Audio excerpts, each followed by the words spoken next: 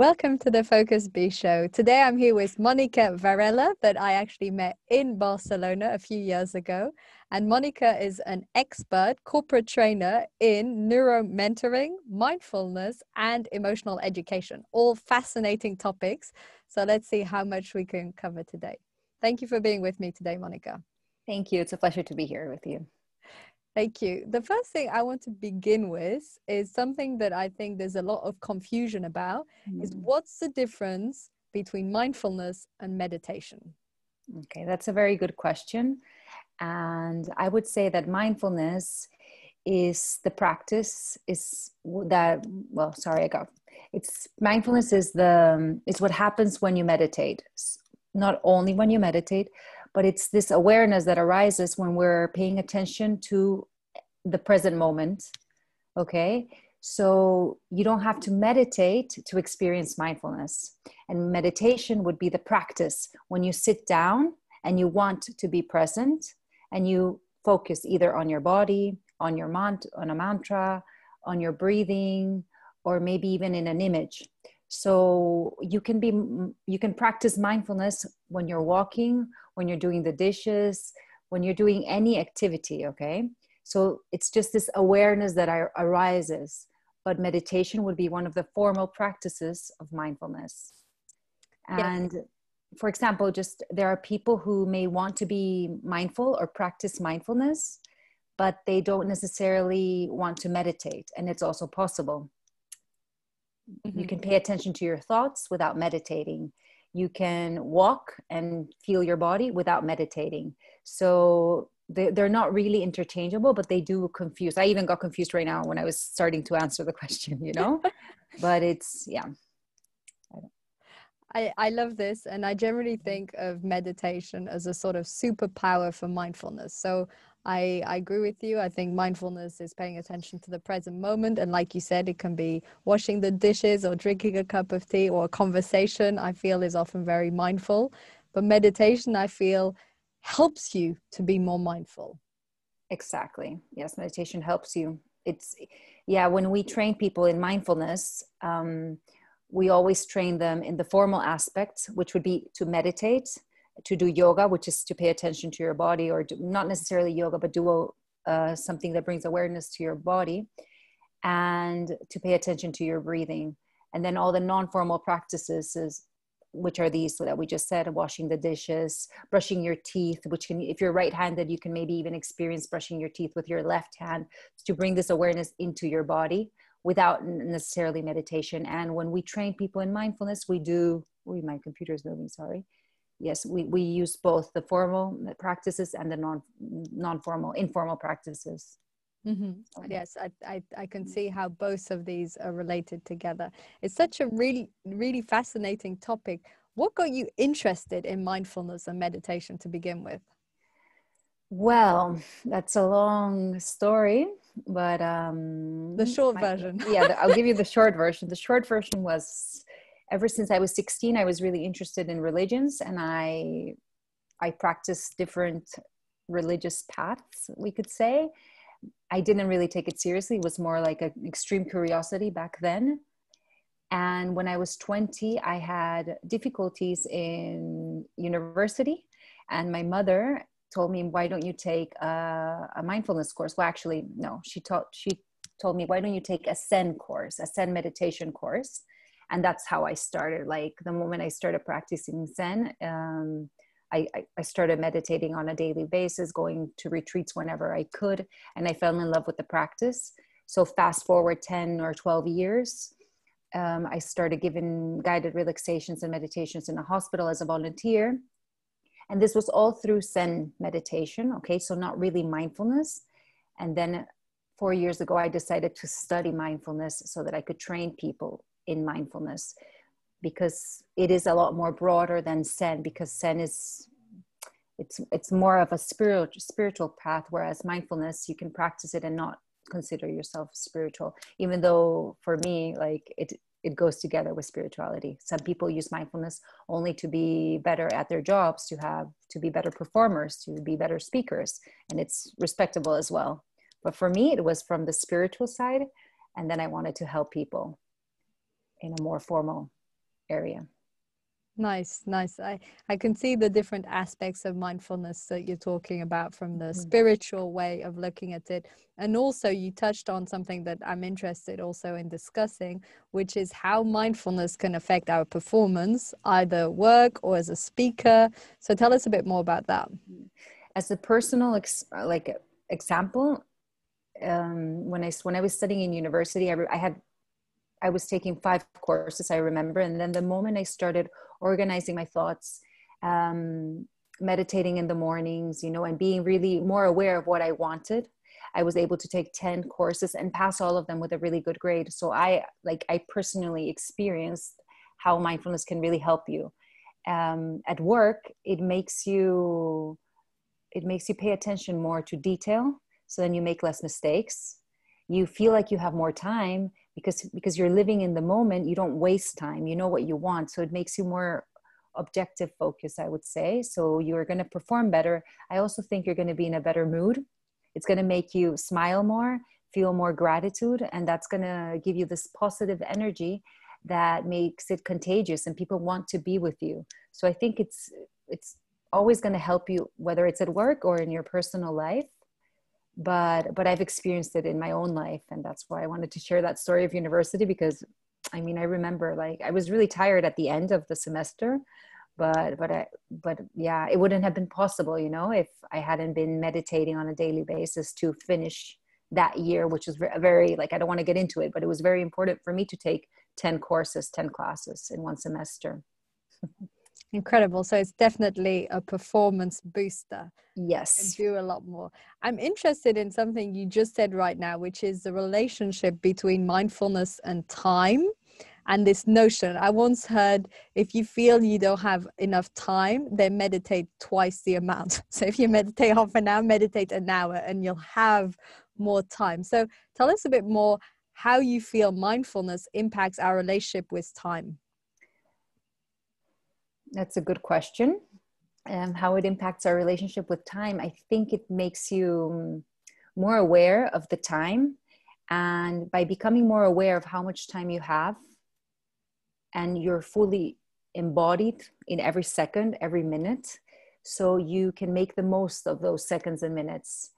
There is no sense, time disappears in a way.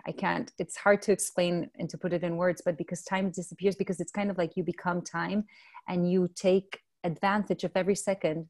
If you know what you want to do, it's also important to know what you want to do in every single moment, So I would say that time disappears and you take advantage of it more. Time is also difficult to define. A minute can last very long for one person and very short, and it can be very short for another person. It all depends on your circumstances. But if you're very mindful, I'm sure that you will be there for that whole minute. Yeah, I don't know if I'm answering your question right there. Yes. I love this. When you say time disappears, do you feel that then being mindful is the same as being in flow? Because this is one of the characteristics when you're in flow, is your sort of notion of time disappears because you're fully engulfed in what you're doing.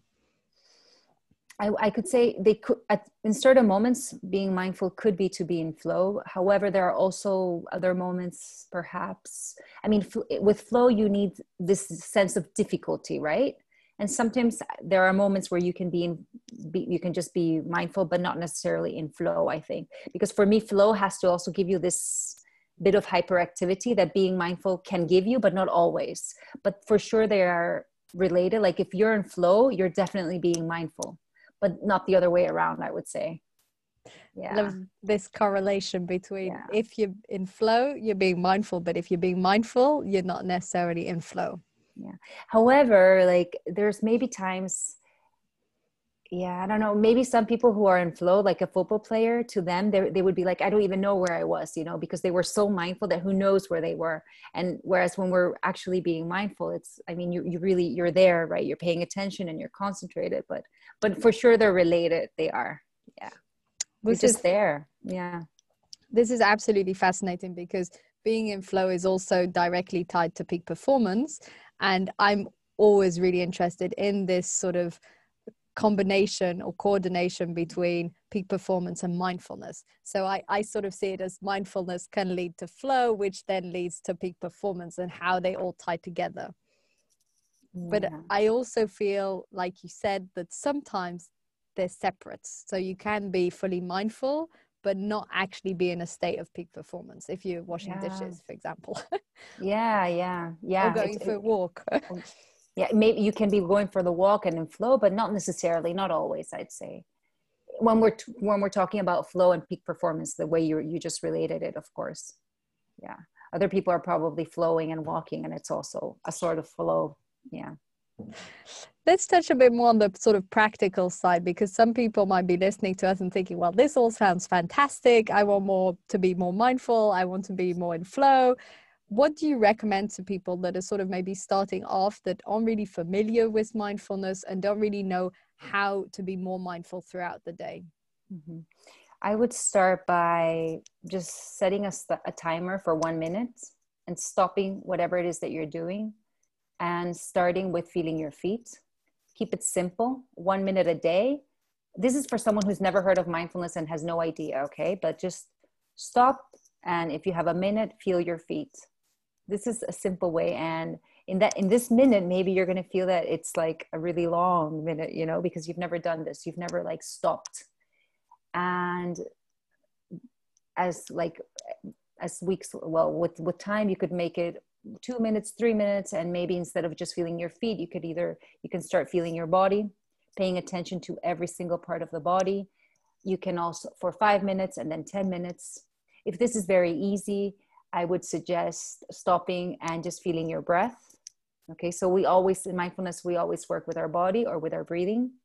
And you pay close attention to your inhalation and close attention to your exhalations, like following your mind and your breath at the same time.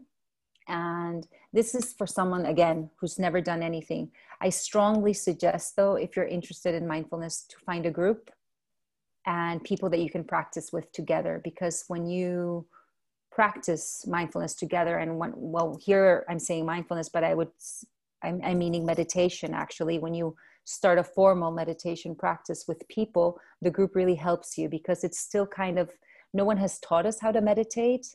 We live in a world that is hyper connected. We're always doing things. And when we begin to practice mindfulness and meditation, what we start to do is to do less things, you know, fewer things at the same time. So we're training our mind to stop. And when we're with a group, like I was saying, I got lost here. It really helps us to develop this concentration needed. Yeah. Nice. So to summarize a few things that you said is, first, for people who have no experience at all, just spend a minute a day focusing on the feet, and then with time start focusing on other parts of the body and then the breath. And then if they want to improve their mindfulness, they can join meditation group practices, because that's very encouraging and supportive. I also loved what you said about we're in a world that's always doing, and I'm very interested in the sort of relationship between doing and being. So can you tell us a bit more how mindfulness can help us be more and not do more? How mindfulness can help us be more and not do more. Or be more present, let's put it this way, compared to just doing stuff. Yeah, the reality is that we're always doing things. From the moment we wake up, we're checking our phone, we're going to the shower. When we're showering, we're thinking about the things that we have to do, even though we haven't started doing them. And there is very little time for just being. And by being, I mean, but just being yourself and experiencing the moment without thinking about the things that we have to do. So when we train in mindfulness, what we do is we stop and we have that space to just be. And by being, it's first you need to stop, okay? You need to be by paying attention to your breathing, see what is there. And sometimes we might not even like what is there, because there's a lot of negative thoughts going on in our bodies, in our minds, you know, and we think that this is what we are, and we do things so that we can't be these negative thoughts. But the beauty of mindfulness and meditation is that you're not really those thoughts. But first you need to be them, which means you're not really being them, okay, but you need to listen to them, to shut down the noise so that you can listen to these thoughts. And they can be negative thoughts, or maybe just extra information, like information about things you've seen on Facebook, on Instagram, on LinkedIn, or like gossip that you heard. Like there's all this noise in our mind. And with mindfulness, we get to be. So that means that we get to listen to the noise, shut it, well, just listen to it, then maybe categorize it, and then shut it down. And with time, and sometimes it can take up to years, there's more space of silence. At the beginning, there will be no silence. If there's silence, I mean, amazing, okay? But with time, you can just feel the silence, be the silence, and realize that you're not those thoughts, you're not the things you do. But this comes from experience as well. Like it's an experience. Mm-hmm. I think it takes time before we're able to fully detach ourselves from the thoughts and see them from an external perspective and accept that we're not our thoughts. I think all of these things probably take time, but just having that awareness and just pausing from time to time to look what's going on inside is always a fascinating exercise. Yeah, for sure. And when you were talking about flowing, I think that when we're in a state of flow, we're in a state of being. And that's because you're there in the moment, doing, like, it's a bit difficult, and you're just doing what you know you have to do, you know. Mm-hmm. And that's being too, when you're in flow. Mm-hmm, mm-hmm. Absolutely. I think flow definitely helps us to be more present and enjoy life more also. I think it's also, for sure. Yeah, that's another topic that you mentioned earlier on, about how being mindful can improve our mood. I definitely feel that meditation and mindfulness makes us happier. Can you tell a few words about this? It makes us happier because when you stop listening to all the negative things that are in your mind, or paying attention to everything that's outside, and you start being more connected to yourself, there's a sense of love, I would say, of compassion, of gratitude that grows inside you. And this comes when we give space to these emotions, to these feelings, and then we become happier. You can't expect to be happy though through the mindfulness practice. Okay, it can't be something that it can't be a goal or something that you think you're going to achieve. But like, just thinking about it makes me smile now, because it comes naturally to you. And that's because you start there's more, you create more space for gratitude, for happiness, for compassion, thanks to the practice. Yes, definitely. I also feel that the meditation and mindfulness, as a side impact or result, makes you feel happier. And what also happens is the happiness comes from inside, just from being, because maybe you woke up in the morning and, you know, or maybe something small, you see a feather or a leaf like outside in a tree, and this is where you feel happiness. It stops being like something external. A lot of people think they're going to be happy when they get a promotion, or if they buy this dress, or if they have this meal. And these are only external things that we think are making us happy. But with mindfulness and meditation, you realize that you don't need those things. Happiness is inside us, and we can share it with everyone. And it's beautiful. It's a beautiful journey. Yes, there's a lot in today's society about being happy because we finally get something or obtain something, whether it's obtain material possession or something intellectually, like a degree or knowledge or a status, and feeling that actually we can just find that happiness inside in spite of external circumstances. It's both liberating and really empowering, I find. It is. Yes, it's a lovely feeling. Are there any specific books that you've read that have really sort of impact your way of being and living? Yeah, I knew you were going to ask me this. And I was thinking, okay, what book? And I just need to look here on the screen because I always forget the name of the book. I'm sorry. But, well, the one book that I like to recommend to everyone is called Everyday Zen. It's not directly about mindfulness, okay?